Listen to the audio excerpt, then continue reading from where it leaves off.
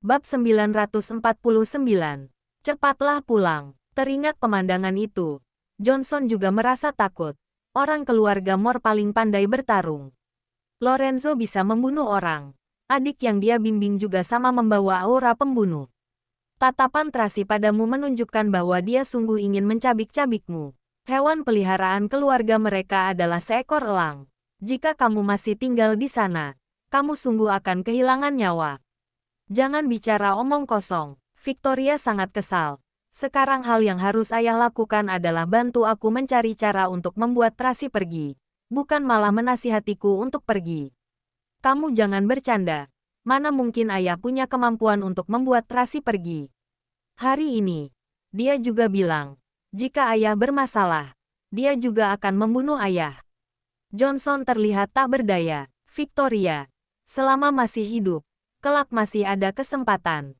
Kita harus menyelamatkan nyawa dulu. Itu lebih penting. Sudah cukup. Victoria sangat kesal mendengar ayahnya berbicara seperti itu. Dia pun mengulurkan tangan hendak mengakhiri panggilan. Namun pada saat ini, tiba-tiba dia teringat sesuatu. Maka dia segera membuat isyarat tangan. Bagaimana dengan Tuan Besar? Hari ini, ayah pergi menjenguk Tuan Besar. Kondisinya sudah pulih dan dia ribut ingin keluar dari rumah sakit. Tapi Sanjaya melarang dan memintanya untuk terus merawat kesehatan selama beberapa waktu.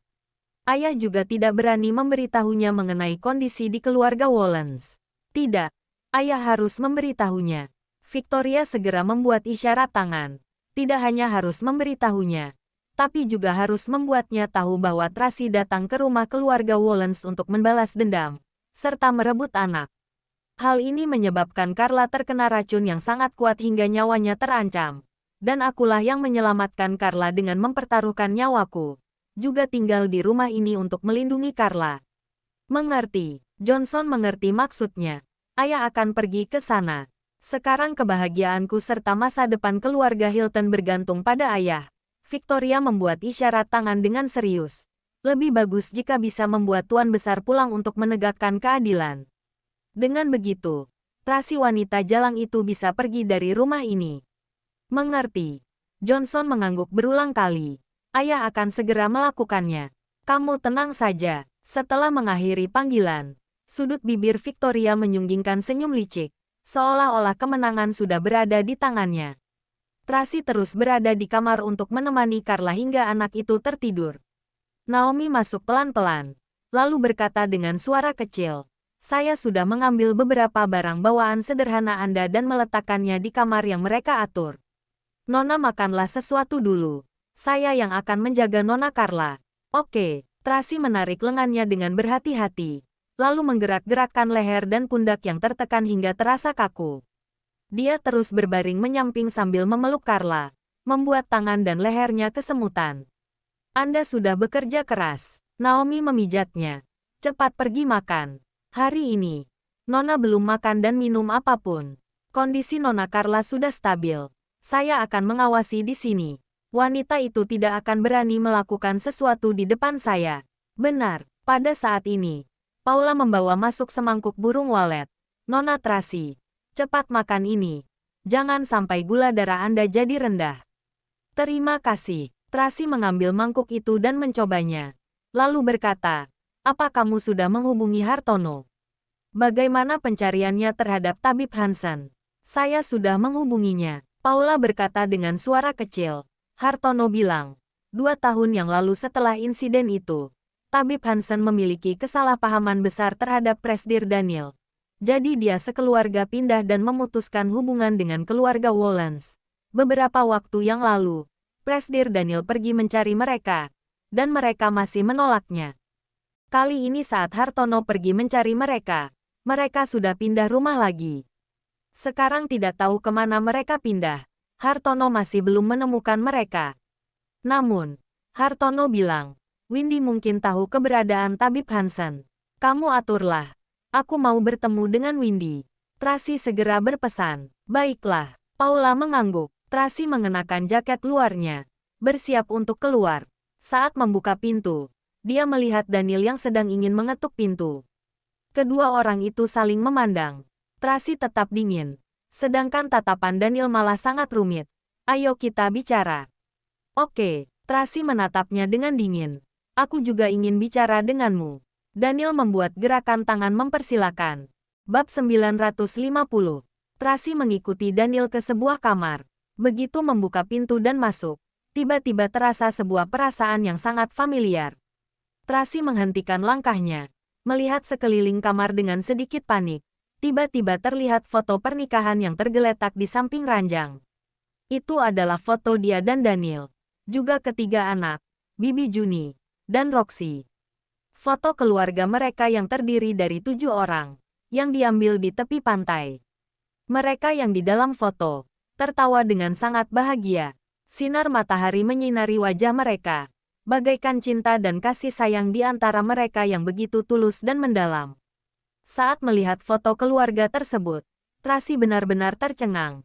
Seolah-olah kepalanya akan meledak. Ada banyak kenangan yang muncul. Panggil suamiku. Tidak bisa. Ikuti aku. Miku, suamiku, suamiku. Ya, masih tidak cepat kemari untuk memandikanku. Layani suamimu dengan baik. Itulah balas budi terbaik. Aku datang. Kita sudah menikah. Kenapa kamu tidak gembira? Gembira, istriku, suamiku, patuh sekali. Coba lihat. Suamimu sudah memakai cincin kawin. Kelak kita adalah suami istri. Tracy, jangan takut. Tidak peduli apapun yang terjadi. Aku tidak akan melepaskan tanganmu. Gambaran yang indah dan bahagia. Satu demi satu terlintas dalam pemikiran. Seolah-olah semuanya baru terjadi kemarin. Jantung Tracy menerima pukulan yang sangat keras. Perasaan masa lalu muncul. Dia mendongak dan melihat Daniel. Tiba-tiba, matanya bercucuran. Kamu sudah ingat. Daniel memegang bahunya. Bertanya dengan penuh semangat. Dulu kita saling mencintai. Apa kamu ingat? Tracy melihatnya dengan air mata berlinang. Kenangan yang tak terhitung banyaknya terus muncul dalam benaknya. Semuanya gambaran yang indah, bahagia, dan hangat. Dia percaya. Dulu mereka benar-benar saling mencintai. Sangat mencintai sampai ingin menjadi satu kesatuan. Tapi, tiba-tiba, rasa sakit yang sangat tajam datang dari bagian belakang kepala, membuat Tracy menjadi sadar perlahan-lahan. Dia memejamkan mata, memegang kepalanya dengan erat. Gambaran yang kejam berlayar dalam benaknya berulang kali. Gaun pengantin, darah, Bibi Juni, petir, badai. Gambaran kecil-kecil terlintas dalam pikiran seperti kilat, seperti cambuk yang menyabet saraf kulit. Dia sadar dengan sangat cepat. Membuka mata lagi. Sorot matanya dipenuhi aura membunuh yang sangat kuat. Daniel dikejutkan oleh sorot mata itu. Mundur selangkah. Melihatnya dengan tercengang. Jangan mencoba untuk membangunkan ingatanku. Itu hanya akan membuatku lebih membencimu. Tracy memberi peringatan sambil menggertakkan gigi. Sekarang, aku tidak membunuhmu. Karena anak-anak. Tapi itu tidak berarti aku sudah memaafkanmu. Ada kesalahpahaman yang sangat mendalam di antara kita. Daniel ingin menjelaskan. Tentu saja, kalau sekarang kamu tidak ingin mendengarnya, kita bisa membicarakannya kelak. Tapi sekarang, aku akan mencari Windy untuk menanyakan keberadaan Tabib Hansen.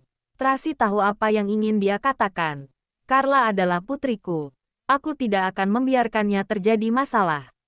Selain itu, kalau aku menemukan pelaku yang meracuninya, tidak peduli siapapun itu, aku pasti akan membunuhnya. Selesai bicara, Tracy berbalik dan pergi. Saat berjalan sampai di pintu, dia berbalik lagi dan melihat foto keluarga itu, mencibir. Apa gunanya menyimpan barang-barang yang tidak berguna? Hal-hal yang indah di masa lalu, juga Tracy Smith yang dulu, semuanya sudah mati. Ucapan ini sangat menggoyahkan hati Daniel. Dia mengira semuanya masih bisa kembali. Tapi, dendam itu sudah bertunas dan mengakar dalam lubuk hati Tracy. Melebur sampai ke dalam tulang dan darah. Bagaikan bayangan yang tidak bisa dihapus. Tidak bisa dibangunkan dengan memakai kenangan-kenangan yang indah. Tapi, dia masih tidak rela. Tidak ingin menyerah begitu saja. Meski keindahan di masa lalu tidak bisa menghapus dendam. Bagaimana dengan anak-anak? Mungkin anak-anak adalah obat mujarab yang bisa memperbaiki segalanya. Pasti bisa. Bab 951. Tracy meninggalkan kamar Daniel. Hendak turun untuk makan. Kebetulan bertemu dengan Victoria yang sedang naik ke atas sambil membawa kotak obat. Saat keduanya bertatap muka, terdapat kepanikan dalam sorot mata Victoria. Dia segera memiringkan tubuh dan minggir ke samping, memberi jalan pada Tracy. Tracy menatapnya dalam-dalam, lalu langsung berjalan melewatinya. Victoria gugup dan tidak tenang. Setelah Tracy turun, barulah dia mendongak, melihat punggung Tracy. Dalam sorot matanya, terdapat kecemburuan, kebencian, juga ada kerumitan yang sulit dijelaskan. "Nona Tracy, mari makan." Bibi Riana menyapa Tracy dengan hangat dari kejauhan, juga melambaikan tangan dengan bersemangat. "Aku membuat makanan kesukaan Anda. Juga ada bakpao babi dan ayam ketan." Tracy melihat berbagai macam makanan di atas meja. Memang benar, setiap hidangan adalah kesukaannya. Bahkan, teh mawar sebelum makan juga merupakan kesukaannya. "Anda sudah pergi selama 2 tahun. Kami semua menantikan kepulangan Anda." Bibi Riana melihat Tracy dengan tatapan yang sangat akrab, seperti kerabatnya sendiri yang pulang. "Aku mengingat setiap makanan yang Anda sukai, mengingat teh yang Anda sukai. Juga mengingat Anda suka duduk di posisi yang membelakangi dinding. Mari, duduklah." "Terima kasih, Bibi Riana." Tracy sangat terharu. Dia terus berpikir. Dia yang dulu adalah seseorang yang bodoh, lemah, dan tidak berguna. Sekarang melihat para pelayan tua bersikap begitu baik padanya, barulah dia menyadari, sebenarnya dia yang dulu juga sangat baik. "Jangan sungkan, kita adalah keluarga." Bibi Riana meletakkan serbet untuk Tracy. Carlos dan Charles tidak sabar menunggu. Mereka sudah makan, mungkin sekarang sudah tidur. "Tuan akan segera turun, menemani Anda makan bersama." "Ya," Tracy menjawab, lalu hendak makan. "Nona Tracy." Tiba-tiba Bibi Riana bertanya dengan hati-hati, "Di mana Bibi Juni? Apa dia pulang bersama Anda? Apa dia baik-baik saja?" Tangan Tracy yang memegang alat makan sedikit gemetar. Sendok perak terjatuh ke piring, menimbulkan suara yang nyaring. "Ada apa?" Saat melihat rona wajah Tracy tidak beres, Bibi Riana segera bertanya, "Apa aku salah bicara? Selama Bibi Juni di sini, aku dan dia sudah menjadi sahabat. Aku terus merindukannya selama 2 tahun ini, hanya ingin menanyakan kabarnya." "Bibi Juni sudah tidak ada." Tracy menunduk, berkata dengan pelan.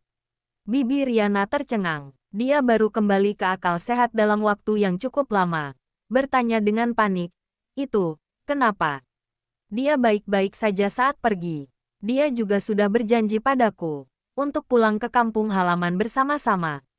"Dia dibunuh." Tracy menyela ucapan Bibi Riana, berkata dengan tersedak, "Aku akan membalaskan dendamnya." "Kenapa bisa begitu?" Bibi Riana tercengang, lalu menangis, bertanya dengan sedih, "Nona Tracy, kalau begitu, bagaimana kehidupan Anda selama 2 tahun ini?" Bibi Riana sulit membayangkan apa yang sebenarnya dialami Tracy 2 tahun lalu. Bibi Juni dibunuh. Tentu saja kondisinya juga pasti sangat membahayakan. Sekarang sudah berganti identitas, menjadi begitu hebat, pasti karena dulu disiksa terlalu kejam. "Tidak apa-apa, semuanya sudah berlalu." Tracy tersenyum pada Bibi Riana. "Sekarang aku cukup baik, sudah tidak ada yang berani menindasku." "Anak bodoh." Bibi Riana menangis. Saat mendengar ucapan, "anak bodoh," hati Tracy bergetar. Teringat lagi pada Bibi Juni. Teringat kembali saat dia mengalami kesulitan. Juga saat dia terpuruk dan sedih, Bibi Juni selalu menghiburnya. "Anak bodoh, jangan takut. Ada Bibi Juni. Tidak peduli apapun itu, Bibi Juni akan melindungimu." Bibi Juni yang begitu baik, kenapa dia dibunuh? Saat sedang berpikir, seorang pengawal datang dengan tergesa-gesa dan melapor pada Rian. "Kak Rian, Linda melarikan diri." "Kenapa bisa begitu?" Rian segera memberi instruksi. "Cepat kejar dan bawa dia kembali." Sedang dikejar, tapi dia membawa lari satu mobil. "Naomi." Tracy memberi instruksi dengan dingin. "Ya." Naomi segera bergegas keluar dengan membawa 2 pengawal. Juga memelototi Rian dengan marah. Orang-orang keluarga Wallen sungguh tidak berguna. Bab 952. Kamu, Rian sangat marah. Segera membawa orang untuk mengikuti. Dia tidak ingin didahului oleh orang-orang keluarga Moore di wilayah kekuasaan sendiri. Dan pada akhirnya dituduh tidak mampu. Saat ini, Daniel yang mendapat kabar, segera turun dari lantai atas. Tuan Daniel, Thomas segera menghampiri dan melapor. Rian sudah pergi mengejar. Jangan biarkan dia melarikan diri. Daniel memerintah sambil mengerutkan kening. Tenang saja, sudah mengutus banyak orang. Saat Thomas berbicara, terdengar suara kicau elang dari lantai atas. Kemudian, elang terbang melewati atas kepala mereka bagaikan sebuah panah tajam. Thomas menunduk tanpa sadar, menghindari sayap elang. Sebuah bayangan hitam melintas. Angin bertiup. Oh, di lantai bawah. Beberapa pelayan dan dokter wanita terkejut sampai berteriak. Bahkan ada 2 orang yang terjatuh ke lantai. Sedangkan di ruang makan, Tracy tetap tenang, terus makan, bahkan tidak mendongak. Daniel menghampiri, ingin menjelaskan. Itu, masalah Linda. Aku tahu, Tracy menyelanya, mendongak dan memelototinya. Saat aku dan Devina bertarung malam itu, kamu terus berusaha mengantar Linda ke pinggiran kota, melindunginya dari segala arah. Kemudian demi keselamatannya, kamu juga membawanya ke rumah untuk melindunginya. Daniel, kamu sangat bersungguh hati. Bukan, kamu salah paham. Daniel segera menjelaskan. Aku hanya ingin mengumpulkan bukti, lalu membawa mereka ke pengadilan. Apalagi yang masih perlu dikumpulkan. Tracy merasa sangat konyol. Berdasarkan kekuatan keluarga Wollens, aku tidak percaya kalian masih tidak bisa menemukan kebenaran selama 2 tahun ini. Aku sudah menyelidikinya. Tapi perlu bukti untuk membawa mereka ke pengadilan. Daniel berkata sambil mengerutkan kening. Di sini bukan negara Emron. Tidak bisa menanganinya secara pribadi. Benarkah? Tracy mengangkat alis. Kalau begitu, Devina meracuniku, menculik Carlos, menyuruh Linda membunuh Bibi Juni. Apakah keluarga Wollens bisa membawanya ke pengadilan dengan mengabaikan hubungan keluarga? Bisa, Daniel menjawab tanpa ragu-ragu. Mulut bilang bisa, tapi bagaimana dengan tindakan nyatanya? Tracy bertanya, sudah 2 tahun. Kalian tidak bisa mendapatkan bukti. Itu karena, awalnya Daniel ingin bilang bahwa Lorenzo yang menutupi bukti. Tapi setelah berpikir sejenak, takutnya Tracy akan lebih marah kalau berkata seperti itu. Maka ia berkata, pokoknya, aku akan memberimu sebuah pertanggungjawaban. Kalau sungguh berniat memberiku pertanggungjawaban, maka kamu tidak akan menundanya sampai sekarang. Juga tidak akan melindungi Linda. Tracy melihatnya dengan curiga. Kamu begitu berusaha melindungi pembunuh. Apa ada maksud di dalamnya? Tentu saja tidak ada. Daniel segera menyangkal. Aku hanya ingin. Tuan Besar sudah pulang. Daniel belum selesai bicara. Tiba-tiba terdengar suara melapor yang tergesa-gesa dari luar.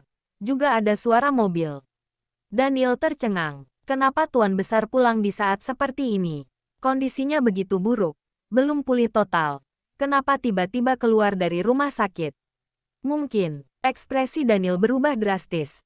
Berjalan keluar dengan cepat untuk menyambutnya. Kenapa Tuan Besar pulang di saat seperti ini?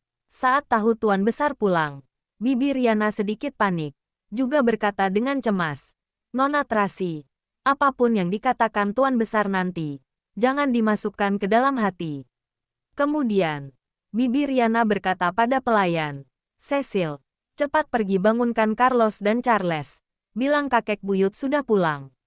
Baik-baik, pelayan segera berlari ke atas. Jangan khawatir. Ada tuan muda. Tuan Besar tidak akan melakukan apa-apa padamu. Bibi Riana berusaha memperbaiki suasana. Juga membujuk. Nona Tracy, bagaimana kalau Anda pergi menyambut Tuan Besar bersamaku? Tracy meletakkan alat makannya, menyeka mulut dengan serbet, mendongak dan melihat para pelayan yang keluar menyambut dengan tergesa-gesa. Lalu bertanya dengan datar, dulu, Tuan Besar sangat suka melihatku kan?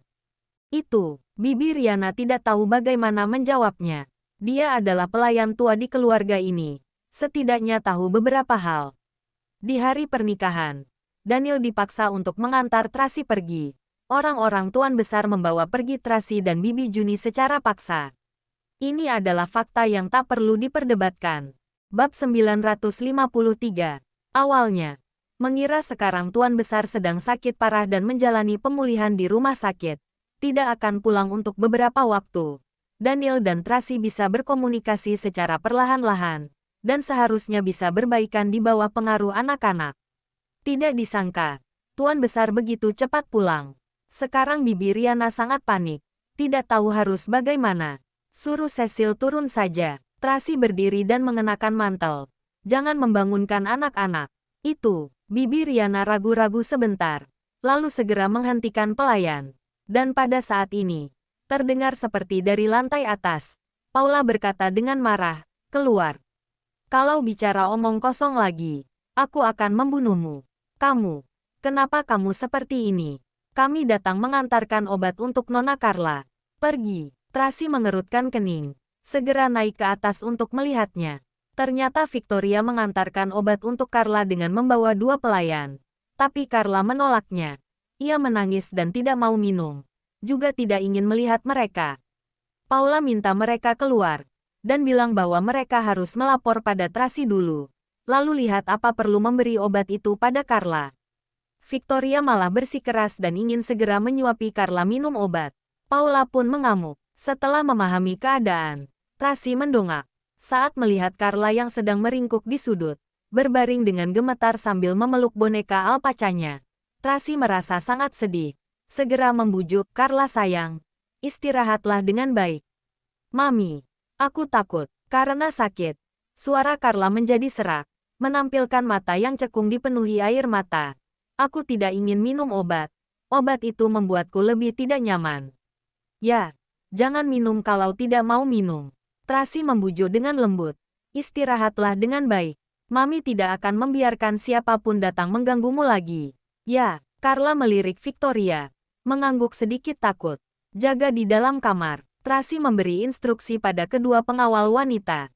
Baik, kedua pengawal wanita itu hendak menutup pintu. Tunggu sebentar. Seorang perawat wanita keluarga Hilton segera menghalangi pintu. Berucap dengan tegas. Nona Carla sakit, harus minum obat.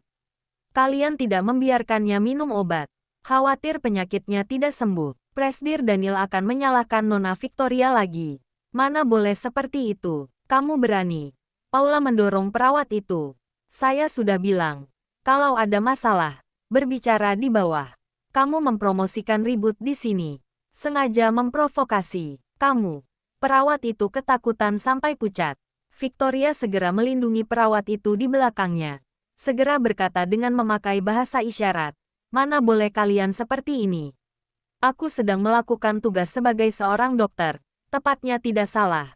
Kalian jangan biarkan Carla tidak minum obat. Kalau penyakitnya tidak sembuh, Daniel akan menyalahkanku. Jangan banyak omong kosong. Paula menyelanya dengan tidak sabar. Siapa yang bisa mengerti bahasa isyaratmu? Minggir. Jangan mengganggu Nona Carla istirahat. Kamu, perawat wanita itu masih ingin berdebat dengan Paula. Tiba-tiba Tracy berkata dengan dingin. Kalau kamu bicara satu kata lagi, aku akan memotong lidahmu. Perawat wanita segera tutup mulut. Tidak berani bersuara lagi. Pengi. Paula mendorong mereka. Perawat wanita itu terhuyung. Obat herbal di tangan terjatuh dan mengenai Tracy. Tracy mengerutkan kening. Sorot matanya menjadi kejam. Dasar wanita jalang. Kamu sengaja kan? Paula sangat murka. Langsung menamparkan perawat wanita itu dengan kejam. Perawat wanita itu ditampar sampai menabrak pagar pembatas. Victoria mendorong Paula dengan marah. Juga berdebat dengannya dengan menggunakan bahasa isyarat. Paula semakin kesal. Langsung mendorong Victoria. Tidak disangka, Victoria malah terjatuh dari tangga dengan berguling-guling. Aku tidak menggunakan banyak tenaga. Paula tercengang. Tracy mengerutkan kening. Belum mulai bicara. Terdengar suara teriakan histeris para perawat wanita dari lantai bawah. Oh, Nona Victoria. Kalian keterlaluan. Menindas Nona Victoria seperti ini. Benar, Nona Victoria tidak punya dendam denganmu. Kenapa bersikap seperti itu padanya? Nona Victoria datang untuk mengobati Presdir Daniel dan Nona Carla. Bukan untuk menjadi barang pelampiasan kalian. Dasar gila. Paula berteriak dengan marah. Kalian begitu pandai bermain sandiwara. Kenapa tidak pergi menjadi artis saja? Siapa yang membuat keributan di rumahku? Sebuah suara yang tua tapi berwibawa terdengar perlahan-lahan, mengandung amarah. Jangan lupa like, komen, and subscribe ya. Terima kasih. Tunggu terus kelanjutannya.